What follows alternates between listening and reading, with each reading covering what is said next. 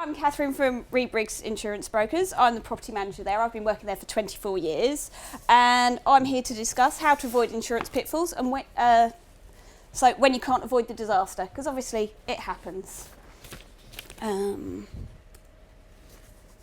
So, policy wordings. They do differ from insurer to insurer. They also differ with insurers. So you can get the same policy online and you think, I'm with Aviva, but you might not necessarily have the same policies that you policy cover as you'd have with a broker. So, I should say, not all policies are the same. And so, have you got the cover you need? Property owners has just become very, very much a commodity you can buy online, a bit like household and motor insurance, which means that you can do it yourself. You can go and self-check out and have your policy arranged within 5-10 minutes. The online offerings are very, very much tailored down, so you're getting a very watered down product, a bit like you do on your motor. If you've seen it, you go and tick and say, I want extra cover for legal, I want extra cover for driving aboard, I want extra cover for a courtesy vehicle. They do that on property owners cover as well. So you need to make sure that you're getting the cover you need. Cheapest does not always mean the best. Cheapest just means that you probably haven't got everything you want. It's just not shown that, and it's been deleted out to make it cheaper. When you are if you do decide you're doing it online, be very, very clear on what you are doing. Make sure you're completing everything accuracy, or even if you're going to a broker, tell them exactly what you're doing. Tenancy types are very, very important, and even anything down to any area of flat roofing, anything else. Not all policies are created the same, as I sort of mentioned earlier. Prime example for people falling into little traps is I have a gentleman, he's a architect, very knowledgeable person, went to get his own home insurance online and he came back to me and said, Kathryn, I've got a really, really cheap deal online, I'm going to go for it, but can you just have a little look? So we went through, we had a chat about it, had a look for him, and I said, well, you've missed out on one of the really, really important points on the form. And he goes, what's that? I went, you've got 100% flat roof. He goes, yeah, that counts as standard construction, doesn't it? And I went, no. So he went, So what covers are important? Well, most policies give you your standard cover. You've got your fire, theft, flood, subsidence, things like that. They're all important. But what's normally in the tick on add-on box is something called accidental damage. A lot of people think that it's not worth paying extra for.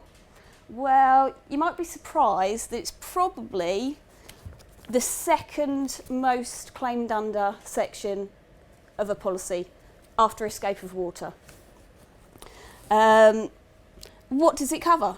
You're probably thinking, well, it can't cover that much, can it? So, any ingress of water to the property. So, I've put a prime example on here is backfilling of drain pipes. Now, I don't know if all of you are from sort of this sort of area, Eastbourne area. We've got a bit of a problem with seagulls. Seagulls like to pick up Coke cans, seagulls like to drop them down drain pipes. Then we have a little problem, the drain pipe fills up when it rains heavy and backfills over into the property. You've suddenly got a damp patch. That would be covered under your accidental damage. Interesting question I had once. Badgers digging a set under your property. Yes, under accidental damage, probably would be covered. Your tenants leave your taps running. It's all right, I'm getting really, really hot here. It's not just because I'm speaking. There's a heater right by my legs. So tenants leaving taps running does happen. It probably even happens on your home insurance, but accidental damage is there to cover that sort of thing. Flat roof failure. Now, insurance is not a maintenance contract. I just want to reiterate that. But if you do have the unfortunate event that your flat roofing fails, you might have a little bit on your porch, blah, blah, blah, then it will cover the resultant damage into the property. It won't cover the roof itself, but it will cover any damage it causes. But obviously that is subject to certain exclusions. I think we've been made that clear that legal bit is very important there, making sure you've got that. So other covers that you might think aren't very important, but actually are. Some covers do, most policies cover most of these, but there can be restrictions on them. So trace and access cover is quite an important one. Trace and access covers for, say for example, you've got a leaking pipe behind your shower, and you've then got to open up the shower to get at the pipe. You've then got to put everything back into place. It covers for that. So the actual fixing the pipe itself is not covered, but the actual finding it, tracing it is covered. And whilst you might think, oh, well, that can't cost very much, average claim on trace and access, £5,000 plus can be sometimes, especially if you've got a shower room involved, or you're having to take up concrete floors to actually find a pipe that's hiding in there and hasn't been lagged.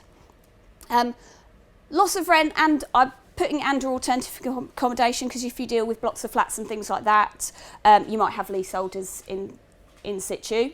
But loss of rent doesn't cover what most people think is if your tenants actually stop paying you rent. Doesn't cover for that at all. It actually covers in the event that the property becomes uninhabitable by way of a claim. So if you've had a serious fire or an incident where somebody can't live in the property anymore, you need to protect your income. So it's quite an important part to have. Contents cover, I have put that on there. Basically, you might think you've got no contents in there, but depending on your policy wording, you might find that your carpets are actually not covered. So it's quite handy to have a bit of that. And another interesting one, cannabis farm cover. You're probably thinking, why have I put that? Now, I see more cannabis farm claims than I do fire claims. You're probably thinking, oh, fire's really, really important. But yeah, cannabis farm claims are what I move on to. So just, I've put a few pictures. Hopefully you can sort of get the drift because they're quite small. So when someone moves into your property and decides to turn it into a cannabis farm, they tend to go a bit mad with the electrics. They go a bit mad with the water, they go a bit mad with the pipe work. So as you can see, mad with the electrics generally tends to cause fires. Mad with the pipe work, they tend to take out portions of your walls, your ceilings, your floors. Some of the pictures I have seen that I couldn't actually locate of one I had a few years ago, they'd actually taken out the whole floor to literally run all the pipe work through, and there's virtually nothing left of the particular property.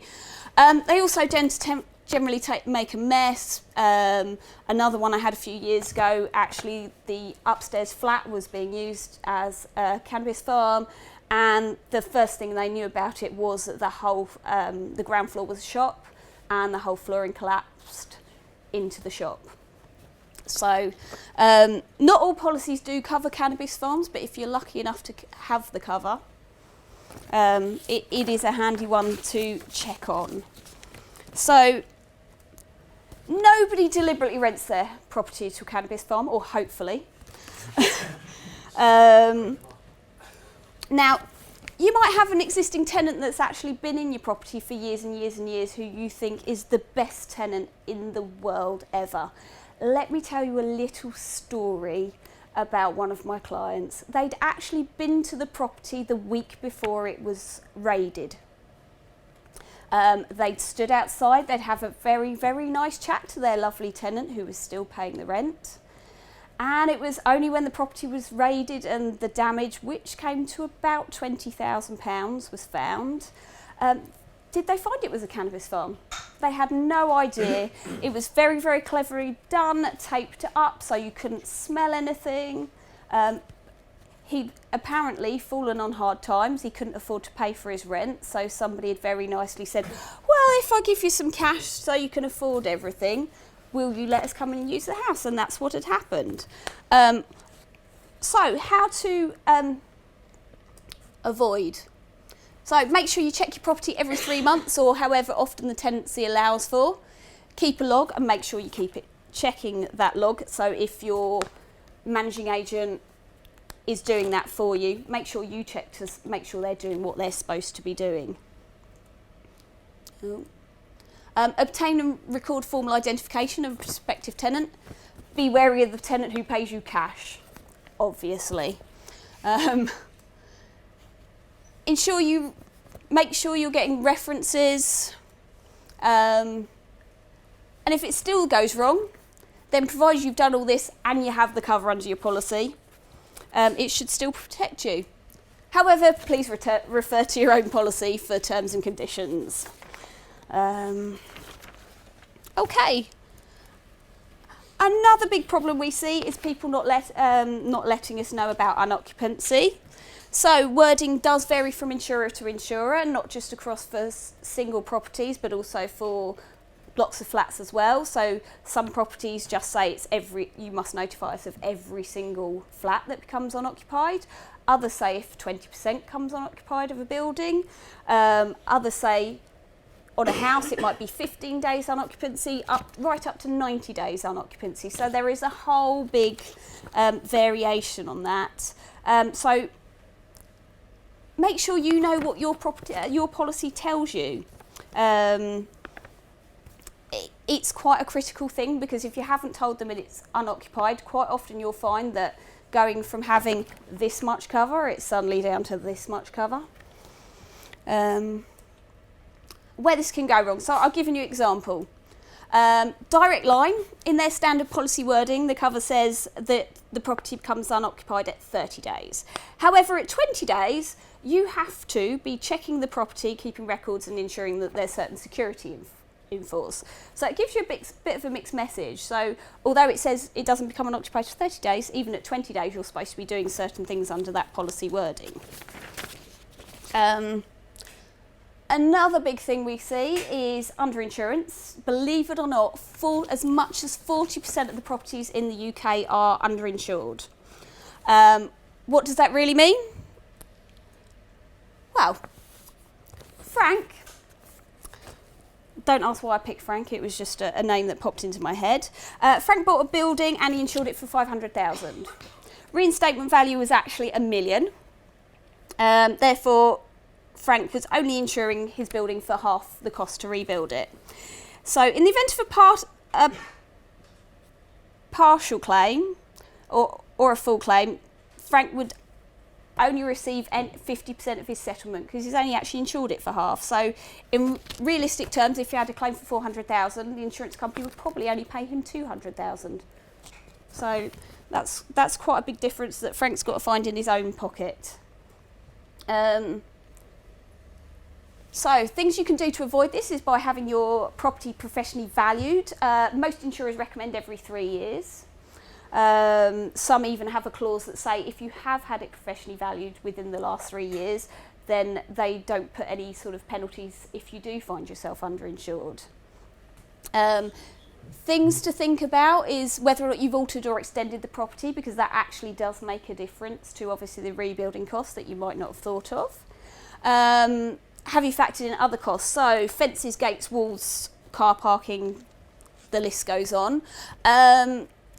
Now, walls we added in there. We were having a bit of a discussion about these slides in the office, and walls can make a very, very big difference to actually the rebuilding cost. We've got a property that we insure in coming into Eastbourne that's got a beautiful, lovely flint wall, which does happen to get knocked down quite frequently. And just that section of wall that got knocked down, it was about 2 years ago now, was £20,000 on its own, and that was just a section of it. So the whole wall around this whole property could be as much as £100,000 just on its own to rebuild, because it's a bit of a sort of specialist thing, which brings me on to, if your property's listed, these tend to be a lot more expensive to rebuild. And have you based your valuation on the market value, which is another thing we see. People go, oh, just insure it for what I paid for it. So I thought about these nice little examples. So I've got a 2-bedroom terrace house for want of a better example, they're both pretty much the same size. 2-bedroom, similar looking property, or as close as I could get it. But obviously one person's going to pay roughly 450,000, the other person's going to pay 58. They're in 2 different locations, so you can't go on what the market value actually says. Now, I put these into the RCIS. Oh, yeah. I knew I'd get that wrong. I had to get something wrong. In just to give you a guide. I mean, obviously there is going to be certain differences. London's obviously a little bit more expensive to build in anyway, but one is only 200,000 roughly to rebuild, and the other one's only is 164. So you'd have the case of somebody being very nicely overinsured or very nicely underinsured. So that is a big one. Another thing we see people fall down on is reporting a claim. How quickly do you need to report a claim? In an ideal world, insurance company would like to see you report a claim as soon as possible. But obviously, some insurers even give you a reporting requirement. And I have had people have their claim declined because they didn't report it quickly enough. Quite often it's within 30 days or 7 days in the case of malicious damage. But just remember normally that if you take steps to mitigate your loss, so you keep your cost to a minimum, so assuming if you've got a water leak, you get that fixed as soon as possible rather than leaving it leaking 4 days on end, then you should keep yourself out of hot water with the insurance company. But treat every claim like you had no insurance and think about what you would do in that situation.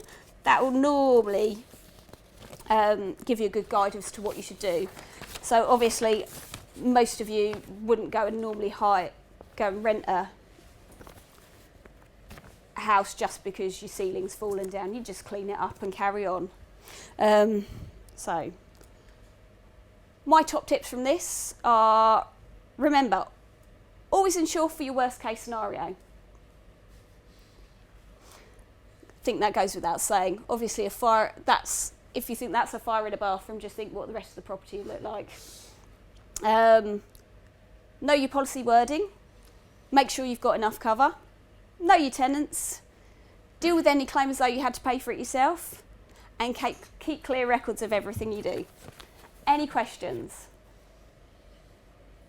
Is there a danger of over-insurance? You talk about the perils of under-insurance. Is there a danger of over-insurance? Nobody I know has ever come into a problem of having to over-insurance because effectively you've got more than cover. The only thing you end up is paying more than you should. So it doesn't mean that if in terms of you could have dual insurance, which is a bad thing, where if you've covered the same thing twice, that could put you into hot water.